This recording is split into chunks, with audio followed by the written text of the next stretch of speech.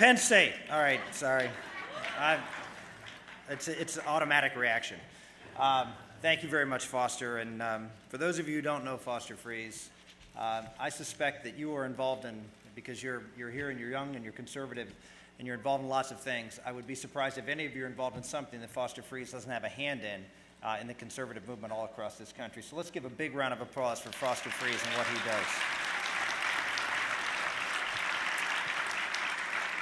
I'm going to try to keep my remarks somewhat brief. I want to leave time for questions. I really believe, as I've been traveling around the country, it's important for folks to be accountable to the people that they're speaking in front of, and not just sort of throw a message at you, but also give you an opportunity to kick the tires a little bit. So I'll be answering questions, and as those of you who have followed my career, I will answer any question.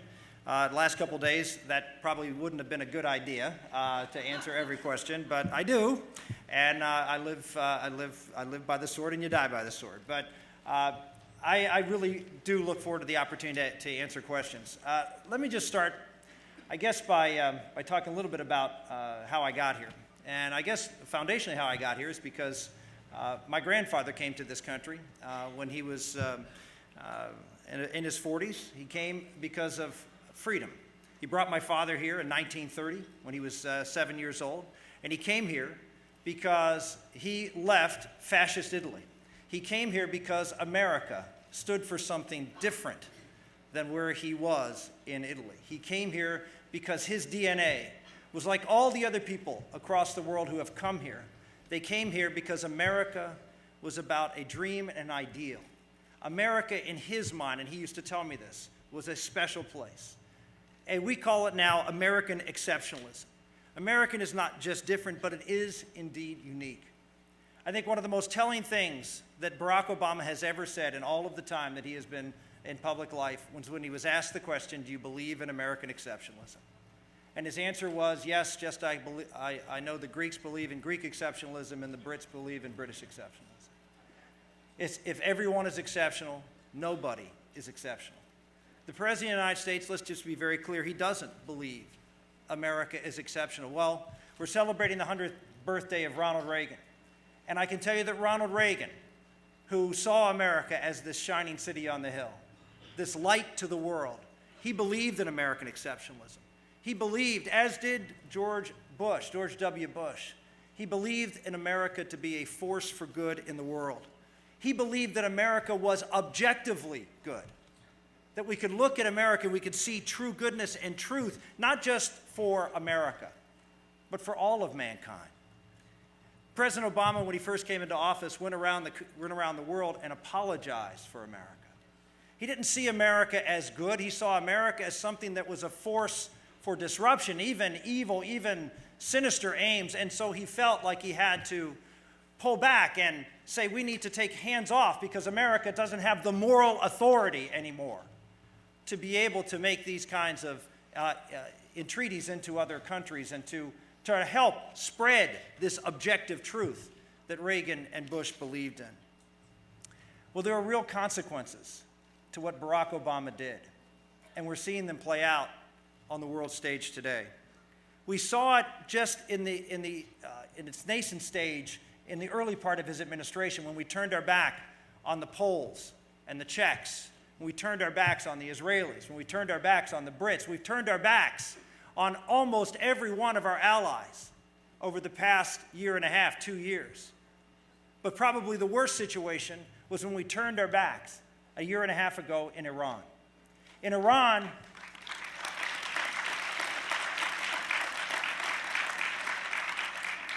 there was a revolution in Iran, if this sounds familiar. There was a revolution of people, pro-democracy protesters, who were protesting fraudulent elections. And what did the President of the United States do? Did he side on the side of the protesters? Did he call for the current regime to step down? No. No, see, this current regime in Iran is an enemy of the United States. Not just an enemy of the United States, but a sworn enemy. Calls the United States the great Satan and has said that they want to destroy the United States and are developing a nuclear weapon to threaten not just the United States, but the entire world. And so what does this president do when faced with that situation? He sides with that regime. A year and a half later, there are protesters in the street, another corrupt, tyrannical regime. This time in Egypt. This time, a friend of the United States. And what does the President of the United States do? He sides with the protesters. Now, I'm not suggesting that we shouldn't have sided with the protesters, but what message are we sending to countries around the world who are friends of ours, that when things get tough, we walk away? And what message, on the other side, are we sending to our enemies? That when things get tough, we'll be with them. This is not a policy. This is not a policy that's going to add to the security of this country. President Obama has refused to look at the situation in Iran and Egypt and around the world and do what Ronald Reagan was never afraid to do, was to call evil, evil, was to identify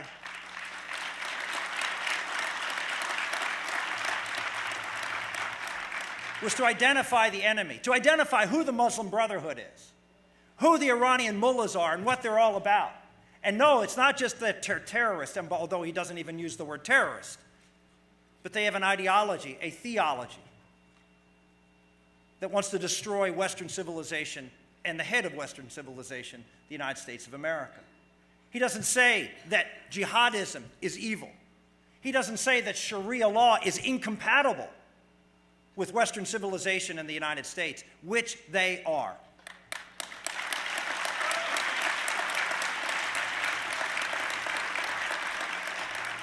An example of that is, if you look at the 9/11 Commission report, there were over 600 times where the word Islam, Muslim, jihadist, and al-Qaeda were mentioned. In the last year's after-action review from the Fort Hood shooting, where the shooter, a jihadist, was yelling Allah Akbar, the word Islam, Muslim, jihadist, al-Qaeda, none of those words were ever mentioned in that report. This is not leadership. This is not moral authority. This is someone who doesn't believe in truth and evil in America.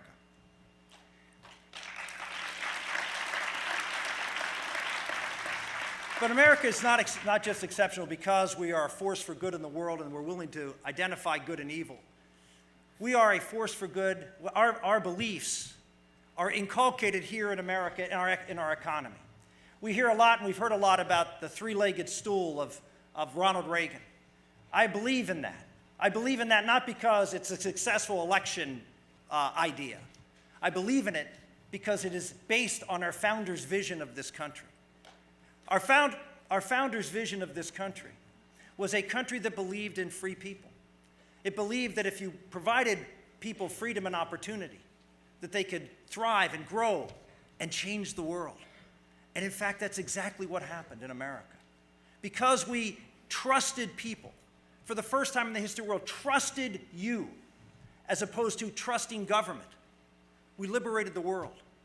And there's the famous, I think, at the heart of American exceptionalism, this line in the Constitution, in the Declaration of Independence: we hold these truths to be self-evident, that all men are created equal and endowed by our Creator with certain inalienable rights. That phrase, endowed by our Creator with certain rights, that was a revolutionary phrase that said that rights come from God and given to the individual, and that government's role should be limited. You see, prior to that, in Europe, where our founders came from, rights came from God to the sovereign, to the king, and the king, well, spread the wealth around. We believe differently. We believe that people weren't there to serve the sovereign, but the government was going to be limited and allow people to provide for themselves.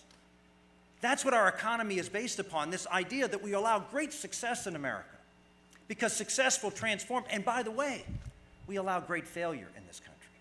We allow people to fail. I know there's a lot of young people here, and I'm sure you've even learned this lesson at a young age, that you learn more from failure than you do from success. And when we have a country that doesn't allow failure, that gives people 9,900 weeks of unemployment, and says that where failure is simply not an option, then America and what makes America great will be lost. How many small businesses would be created if folks didn't get that 99th week?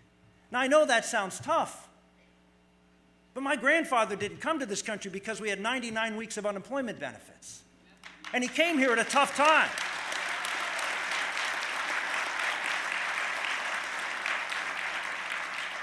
The battle ahead of us economically is whether we believe in government, smart people, planning, mapping out, running everything for us, or we believe in you. I believe that the American public in the last election spoke very, very loudly about that. It's the difference between us and them. Us not being the left, us being what's happened from where our founders came, Western Europe. What was going on in Western Europe last year? There were people in the streets in Greece and Britain and Spain and other places, and what were they doing? They were young people, 25 years of age. Most of them have never had a job, complaining that they were going to have to retire 1 year later. And what were people here doing? No, they weren't going to their government saying, please give us more, please take care of us. No, the people in this country were that different DNA. They came to this country because they look at it differently. The people out in the streets and in the town meetings were Tea Party people saying, government, you're doing too much. Government, you've gotten too big. That's the difference between the hopefulness of Reagan, of a people who are self-sufficient and believe in themselves, believe in living in government, and those who are, while not the same as a monarch, living under socialism and the same type of monarchy where they're serving the state instead of providing for themselves. Now, the third leg of the stool is an important leg of the stool that I think is often overlooked. And certainly there are some who believe that that third leg of the stool is an optional one, the one that there needs to be some sort of truce about. I don't know about you, but if you start sawing away at a third leg of a three-legged stool, you're not going to be very stable for very long. And it's not just the third leg of a stool, ladies and gentlemen. The moral issues, the cultural issues, the social issues, they're the fabric that the stool is made from. You see, America is a great moral enterprise. What I read to you about being endowed by a creator is a moral enterprise. It's a belief. It's a belief in the dignity of every human person. All men are created equal. Is that because all of us are equal? No. Objectively false. You are not equal to her. He is not equal to him. We are equal only because, in the eyes of God, we're equal. America, people come to this country not because of wealth, not because of, even because of opportunity. It's because of what we are. A people that believe in the dignity of human life, that believe in the stability and strength of the family, who believe in self-sufficiency, believe in that very basic network of family and community and self. That's what makes America the greatest country in the history of the world. And that is the social issues. Those are the issues that matter. Those are the issues that bind us together. And those are the issues we cannot retreat on.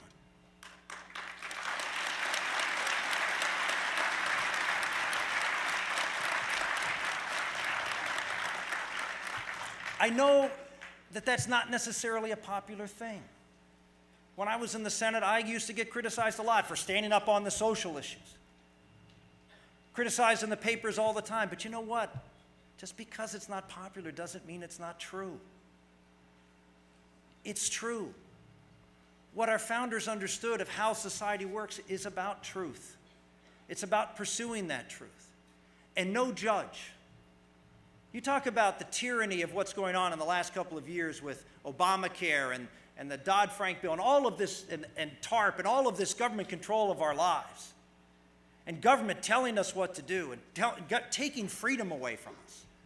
Well, if you lived in the trenches of the social conservative movement, you've seen this in America. You saw it in the issue of life, when a group of judges decided, well, we're just smart enough and we're going to take that decision away from you. We're going to take that power away from you to make that decision. Or in the issue now recently of marriage, that they're going to take that power away. Ladies and gentlemen, the judiciary cannot create life, and it did not create marriage. And it has no right to redefine either one of them.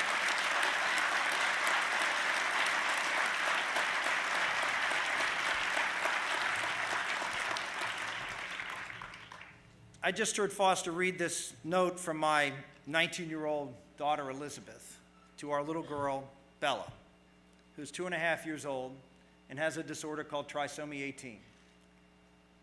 At 2.5, the survival rate for children with trisomy 18 is less than 0.1%. She's a miracle to be with us, and we feel blessed every day. But we knew from the time she was born that she belonged to God, that she was precious and valuable in His eyes.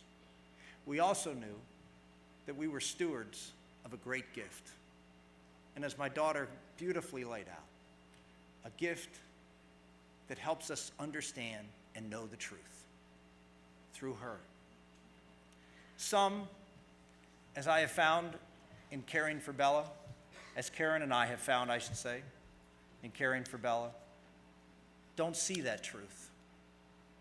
They don't see the value. They don't see the worth. Some have told us it's time to move on, to let go.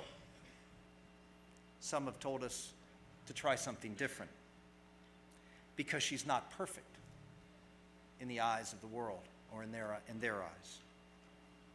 But Karen and I fight for her because we see in her something of value. We see in her truth, and we love her. We feel blessed to be able to fight for her.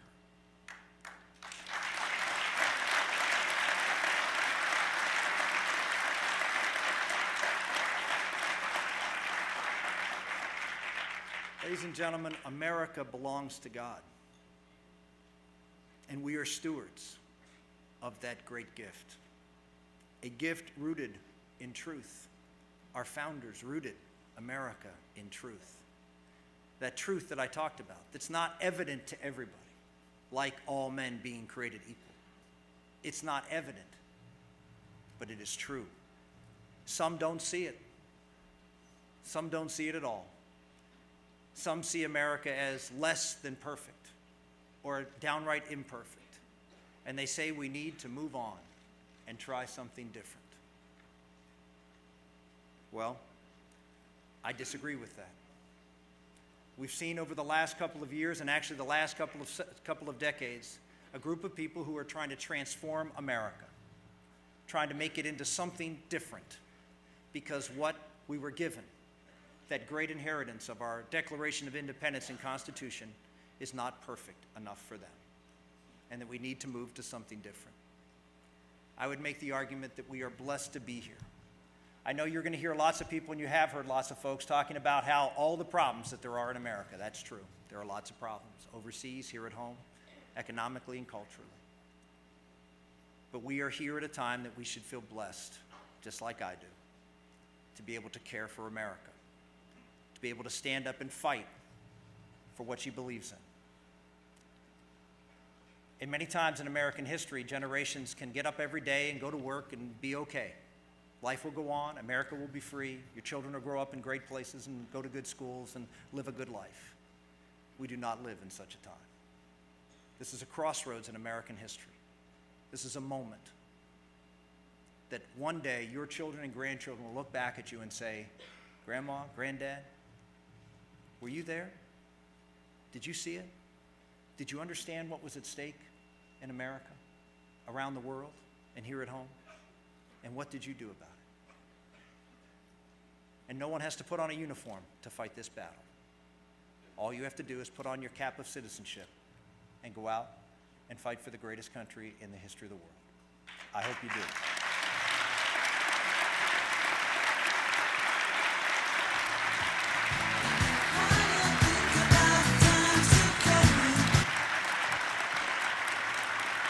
Okay, I promised to take some questions, so if there's some questions, go ahead, fire away. They're changing the microphone, but that's okay. The question I'll repeat the question, go ahead. The question I had was, you said that judges don't have the right to, I guess, decide issues of life and marriage, for example. So I said redefine life and Right. redefine marriage. So, do you think it would be desirable for political activists to motivate state legislators and governors to pass laws and implement them that directly contradict decisions by the Supreme Court, which would prohibit various forms of socially conservative lawmaking. I mean, directly contradict what the Supreme Court has said and go ahead with that. Do you think it's a desirable effort? Yeah, South Dakota just did that in passing a statute. Nebraska's done it. Other states have done it. I think, look, there are three branches of government in the federal level, and there are states who, as you know, made up the federal government. States created the federal government. The federal government didn't create the states, okay? And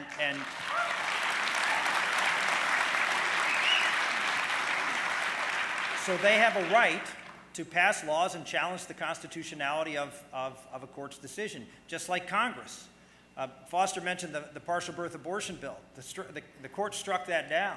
So I worked with Steve Shabbat and Charles Kennedy over in the House, and we wrote a new bill. And in the first two sections of the bill, we laid out why the court was wrong. And we passed a bill, and then another court looked at it and said, oh, you're right. So, yes, they are equal branches of government. States have sovereignty and have a right to contest what the court says, and I encourage them to do so. Thanks for your answer. Over here. Hey, you said that we really needed to fight right now, and we're all ready to do that, but how will we know when we've won? What do you think we should specifically be fighting for? Well, I'll give you some benchmarks. Number one, we repeal Obamacare. That would be a good win.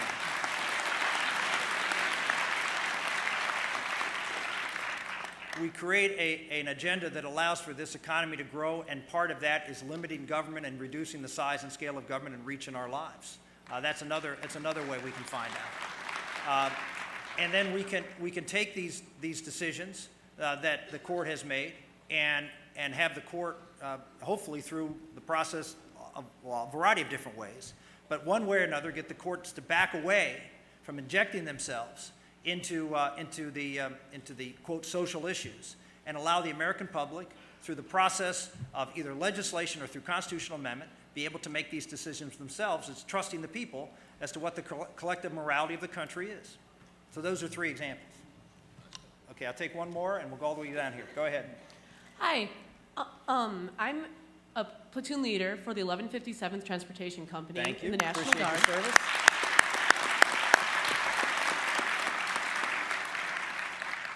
And my question for you is, I understand that a lot of the service people are going to be having a great reduction in their benefits. We're going to be seeing a cut in TRICARE as well as other things such as our GI Bill.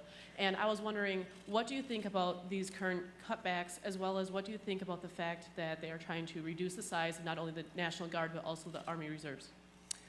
Well, look, I believe that the first priority of the federal government is the national security of the country. And if we're going to devote resources,